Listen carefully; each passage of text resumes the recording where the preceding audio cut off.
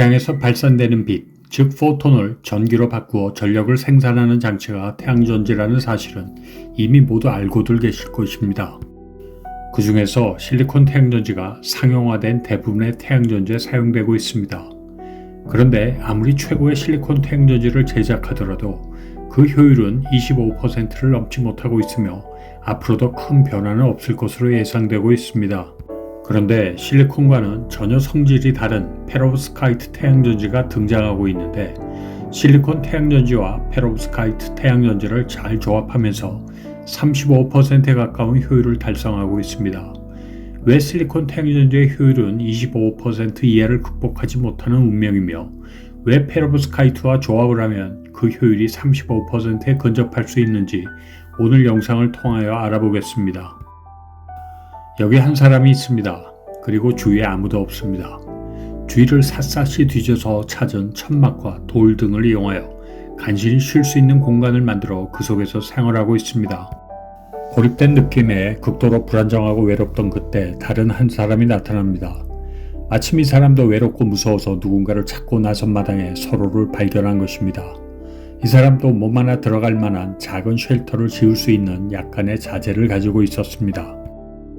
그리고 둘은 각자 가지고 있던 자재를 사용하여 둘이 들어가 생활할 만한 좀 더 넓고 편한 쉘터를 짓기로 합니다. 쉘터를 완성하고 나니 혼자 생활할 때에 비하여 훨씬 안락한 구조였습니다. 이들이 각자 생활할 당시와 같이 쉘터를 만들고 생활할 때의 심리 상태를 에너지 상태로 비유해 보겠습니다. 애니메이션에서 보면 성격 탓인지 왼쪽 사람이 좀 더 불안해 보이고 오른쪽 사람은 좀 외로워 보이는 정도입니다. 에너지 상태로 비유한다면 왼쪽이 좀 더 언스테이블한 높은 에너지 상태, 오른쪽 역시 높은 에너지 상태지만 왼쪽보다는 낮은 상태입니다. 이들이 서로 탐색을 해보고 같이 생활하면 이득이 있는지를 판단하게 됩니다. 이득이 없다면 아무리 외롭더라도 같이 살 수 없는 것입니다. 인간이 결혼하는 목적 그리고 그 과정과도 상당히 유사합니다. 서로가 소유하고 있는 것을 공유하면서 쉘터를 만들면 이들이 예상대로 혼자 생활할 경우보다 안정된 상태를 유지하게 됩니다. 에너지 상태로 비교하자면 각자가 따로 있을 당시보다 에너지 상태가 안정한 상태로 진입하게 됩니다. 둘 다 이득을 보는 경우에 해당합니다. 결혼해서 안정된 생활을 하는 것과 다름없습니다.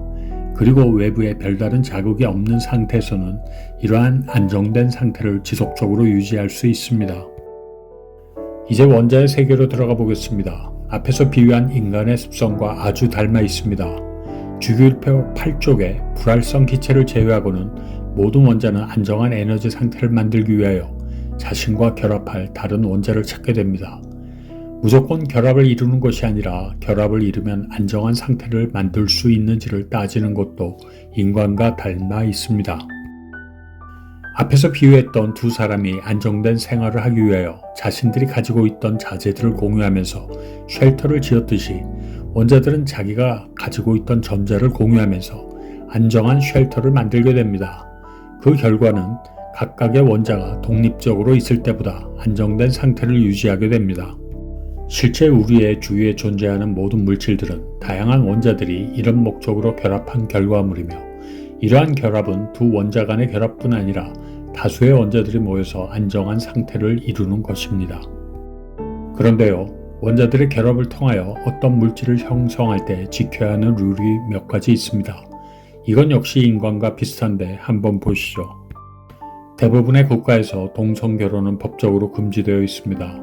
원자의 세계도 마찬가지입니다. 그렇다고 동일한 두 원자가 결합할 수 없다는 것이 아니라 두 원자가 각각 공유하는 전자가 그렇다는 것입니다. 예를 들어 보겠습니다. 여기 두 개의 수소 원자가 있습니다. 수소 원자 둘이 결합하여 수소 분자를 형성한다는 의미는 수소의 핵들이 서로 결합하는 것이 아니라 각각이 내어놓는 전자들을 공유한다는 의미입니다. 이렇게 공유한 전자들은 2분의 1과 마이너스 2분의 1로 표시되는 서로 다른 스핀을 가지고 있습니다. 인간 세상의 양과 혹은 남자와 여자로 비유할 수도 있겠습니다. 원자들이 전자를 공유하면서 결합을 이룰 때 두 원자는 동일한 스핀을 가질 수 없다는 파울의 베타 원리는 바로 이런 룰을 의미하는 것이며 동성 간의 결혼을 금지하는 대부분 국가의 법과도 아주 유사합니다. 저만 그렇게 생각하나요?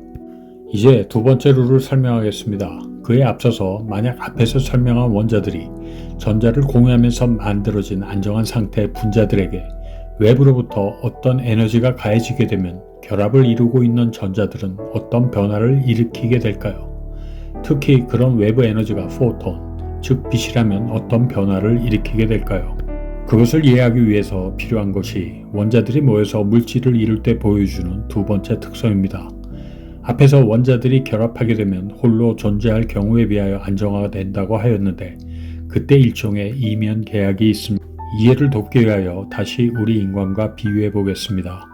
여기 서로 끌려서 결합을 이룬 한 쌍의 부부가 있습니다.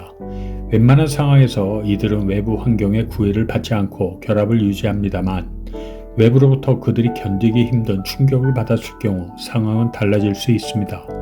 그 충격은 고부간의 갈등일 수도 있고 장모와 사위와의 갈등 혹은 불륜일 수도 있습니다. 그런 충격을 받았을 경우 이 커플이 법적으로 하는 행동은 이혼 법정으로 향하는 것입니다. 그리고 그 문제가 어떤 결론에 도달할 때까지 각방을 쓰겠죠.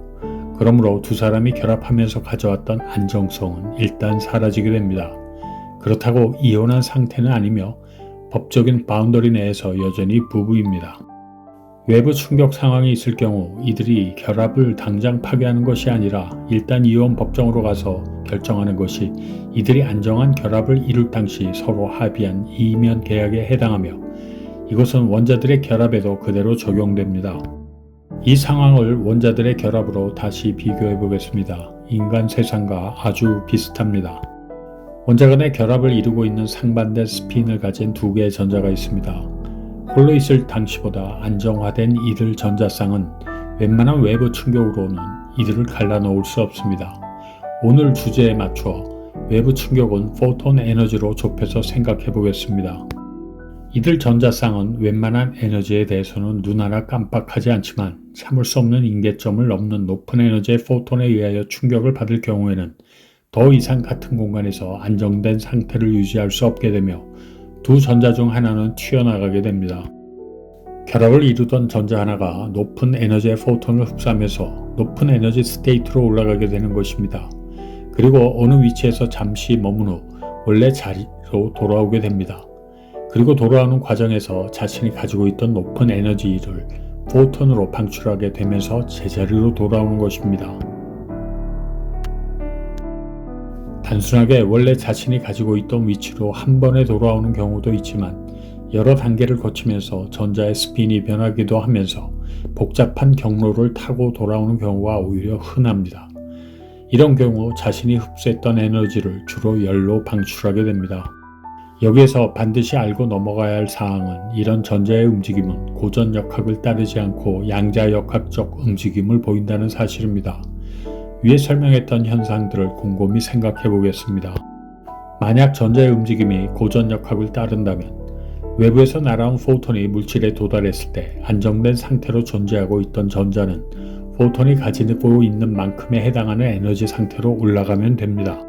예를 들어 에너지가 낮은 레드 포톤과 만난다면 레드 포톤의 에너지에 해당하는 만큼 전자의 에너지 상태가 상승하고 그린 포톤을 만났다면 그에 해당하는 에너지만큼 상승하겠지만 전자의 움직임은 그런 연속적인 행동이 아닌 불연속적인 움직임을 보이게 됩니다. 다시 원자의 결합으로 돌아가 보겠습니다. 원자들이 결합을 이루어 안정화될 때 이들은 다른 한 가지 룰을 만들면서 결합을 이룹니다. 외부에서 자신들이 감당할 수 있는 이상의 에너지가 주입될 때 전자 하나가 그 에너지를 받아 튀어 올라간 후 자신들이 안정화됐던 만큼의 에너지에 해당하는 위치에 높은 에너지의 전자가 머무르기로 룰을 정한 것입니다. 그러므로 이러한 물질에서 안정화된 전자를 높은 에너지 상태로 올리기 위해서는 적어도 애니메이션에서 나타낸 화살표 크기의 에너지 이상의 포톤이 필요한 것입니다.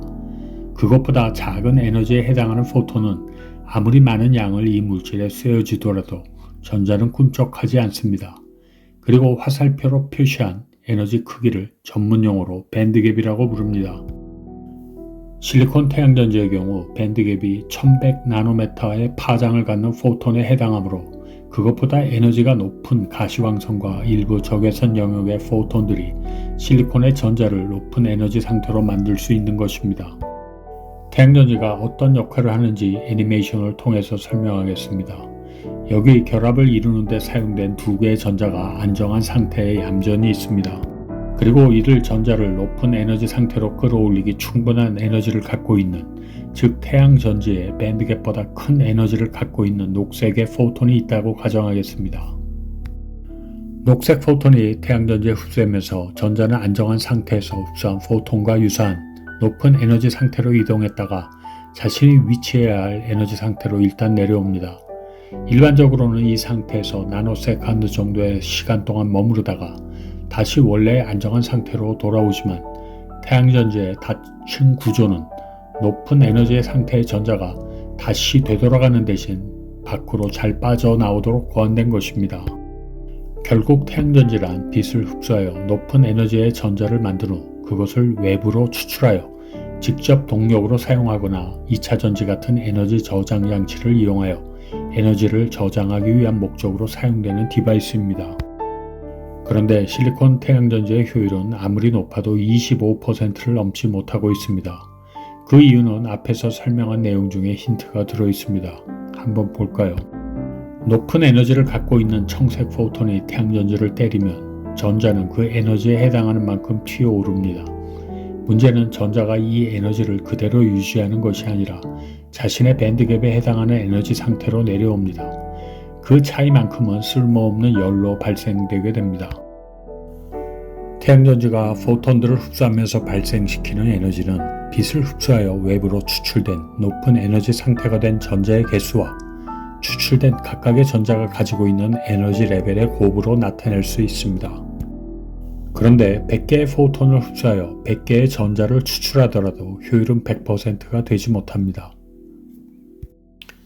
왜냐하면 전자는 자신의 밴드갭에 맞추어 흡수한 포톤보다 낮은 에너지 상태로 떨어지기 때문입니다.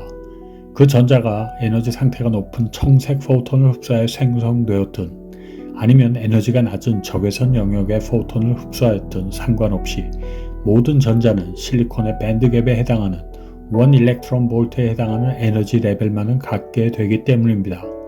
일종의 하향 평준화된 상태라고 할 수 있습니다. 요즘 심심치 않게 회자되고 있는 페로브스카이트 태양전지는 바로 이러한 문제를 완화시킴으로써 35%라는 고효율을 달성하고자 시도되고 있는 기술입니다.